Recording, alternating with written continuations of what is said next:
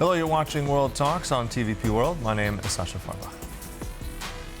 On Wednesday, the E5 summit is kicking off in Berlin, bringing together the leaders of Germany, France, the United Kingdom, Italy, and Poland at a key moment for European security. Now, with Ukraine, defense, sanctions, and preparations for next month's NATO summit on the agenda, the meeting is also fueling a wider debate about Europe's emerging centers of influence and who ultimately speaks for the continent on the biggest strategic questions. Joining us now to discuss it all further is Piotr Kaczyński, lecturer in EU institutional issues at the University of Warsaw. Good to have you back in the studio. Welcome. Good morning. So, Piotr, as ever, let's get down into the numbers. E5, that's happening today, this major summit in Berlin. So, in your mind, is this the voice for Europe? Why does this summit matter? We'll go into the other parts, but why E5? So let me put it this way. Don't inflate it. Don't say it's a major summit. It's just another one. Look, we just get G7 meeting. We got Visegrad meeting. All of those meetings are the most important ever. No, those are just regular meetings right now. They are very big issues over those tables out there. Very important people are meeting, but they are meeting so frequently that maybe we shouldn't inflate it as much. You say we shouldn't inflate it, they're regular meetings, but I recall not that long ago we had an E3 meeting, and I believe the Italians and the Poles were not too happy they were not included. So it does matter to them, doesn't it? Of course, this is where we are coming to this discussion on institutional question. Who is Europe? Where is Europe? And why is Britain among the E5 at the first place? Haven't they Brexited at some point and they wanted to be on the outside? So the point here is that you need the people who have the leverage. And who has the leverage? The biggest economies, the biggest military potentials, etc., etc. UK wants to be in. They are in. Why? Because the leverage of the UK is so great that you cannot you cannot take them outside, right? If you take three biggest economy in Western Europe, UK, Germany, France. Five biggest economies in Europe. Oh wait, no, because Spain is bigger than Poland, right?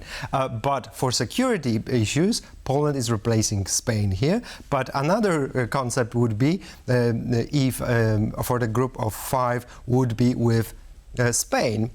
But another one would be without the UK, but including Poland. So, yeah, it is pretty desirable. No, it's not. But it's quite difficult to understand. Well, yeah, and I think that's a part of the question here. If we have these different formats, regular meetings, we can add more in terms of other groupings. We had the Weimar Triangle, we've looked Nordic alliances of different sorts. So at what point are these kind of meetings, are they complementary to NATO and the European Union? Because some of them are not NATO members at the end of the day, most of them are. Or is this some kind of shift in more regional, as you said, security element? So where is this going? Complementary or something else? I think it's a massive socialization of leadership out there. We have not only the leaders meeting, but we have also the governments are meeting each other. We have bilateral ministerial meetings. Then we have sub-ministerial meetings as well. Then we have the council presidencies where 27 are meeting, sometimes officially, sometimes unofficially in member states. Many meetings. Why it's so important? Because we are depending of ourselves. We need our partners. They are our family right now. Whether we think that we can do it ourselves, not really. Nobody is able to do anything anymore just by ourselves. We need our partners to do everything. Mm-hmm. But then also, if we look at security, if we look at Ukraine, these issues sometimes need a lot of consensus, a lot of talk. If we look at those major councils in the European Union, in Brussels, where all the leaders come together, this is a big effort. We've covered this for a long time. Let's tie that for a moment. Do you see this? And this came, I believe, from the Commissioner of Defense and Space, Andris Kubilius, who said that he'd like to see this E5 forum that we're seeing today in Berlin as a kind of Security Council for Europe. What do you make of that?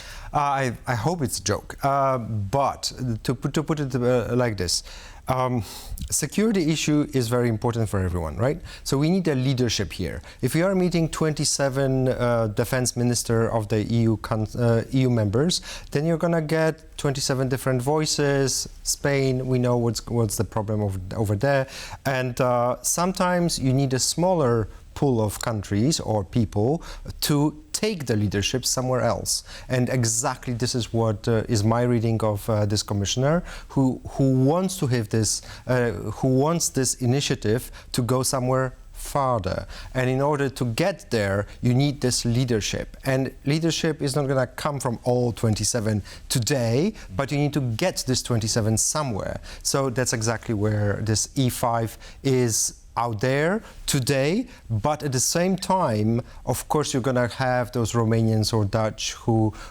probably would say, wait, why not us? Mm-hmm. And also, let's complicate it even further with another set of numbers. With E5, let's subtract and call it the V4, Visegrad 4. Right. Another meeting that happened on Tuesday, yesterday. Let's just roll a quick clip of Prime Minister Donald Tusk of Poland, who attended that meeting. It's the first one altogether of these four nations in quite some time. Let's roll that for our audience now. I see no reason why the Visegrad Group should not once again become a signpost for all those countries which, when confronting Germany, France or the Brussels bureaucracy alone, have no chance. And I want to say that when we act together, and we will act together, we will also be able to confront the largest powers with our own ideas. Do you know why? Because the V4 itself can be one of the greatest powers. Signpost for one of the greatest powers, V4. So that goes a little bit counter again to what we were saying earlier, or does it? What do you make of his statement? No, actually not, because the point that Tusk is making is exactly the same point that I'm making, which is you need to get the leadership from Central Europe with the leverage of four countries to make sure that you are matching up with others. So the leverage of the Central European voice is greater if you have four partners rather than just yourself. Mm-hmm. But I mean, where does this all fit into? I mean, let's look at this. V4, for many years we were talking about, it became V2, two countries really. There was a lot of infighting in terms of politics, different types of visions. It's back in the spotlight again. They were meeting outside of Budapest. So significant though in the long term with this, is it another, in which areas would this be then significant? So let's get out of numbers for a moment, right? So Visegrad is actually very significant right now. Why? Because on the paper, they are not big countries, right? And they are not big economies. But after 2022, we saw the shift towards the east of the EU. And that shift towards the east was, for the moment, was probably about Poland and the Baltic Sea, including Baltic countries, but also Sweden and Finland. Right now, Visegrad is saying, we are back. And the Visegrad has a bigger leverage than the Baltic states, for example. But together with the Baltic states and together with the Baltic Rim, then those two cornerstones can be very, very powerful. And Tusk has those two grips in the north and in the south of Poland. And for Tusk, this is the best news ever for having this international leverage inside the EU. With the Visegrad and with the Baltic Rim, then he can go to Brussels or Berlin or Paris and say, now my cards are very strong, how about yours? Mm-hmm. Right, because if we draw out in the circle, we need a graph for this really. If we put Poland E5 and then also crosses in V4, does Poland, after all this combining, does it come out with the strongest leverage here? Poland's position traditionally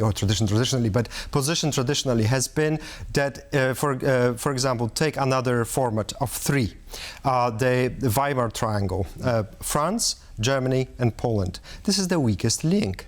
It's the smallest economy, it's the smallest population, it's the smallest everything out there within the three. So Poland's strategy for past 30 years was how to make it stronger. You can grow your own economy, you can grow your own military, but alliances with three Weimar nations are essential here. And that's exactly the Polish strategy for the past 30 years. Look out elsewhere and bring them with you to the table so that your position is stronger. But of course, you take in those perspectives as well. It's not that you're just telling your partners in the region that hi guys, I'm gonna voice my points and you support me, right?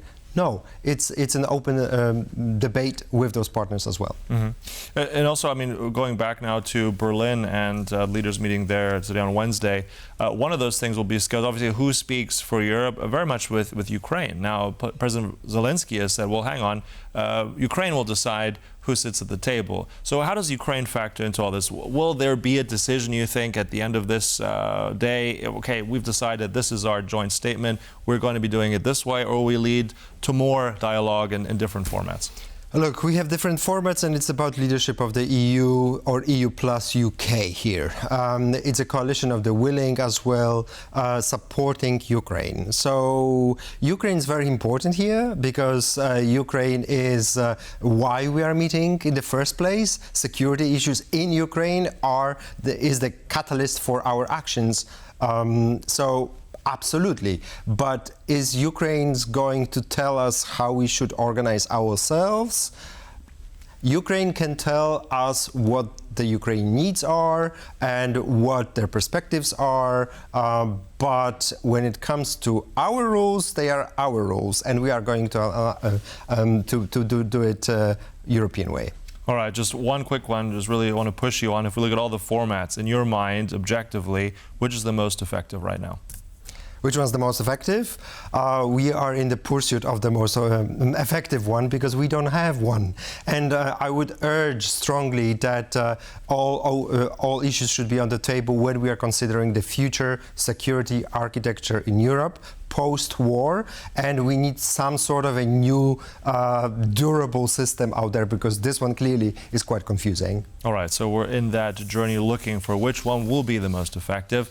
We'll cover it more, I'm sure. Look, thanks so much for coming by again, Piotr Kaczyński. Always a pleasure. Thank you very much.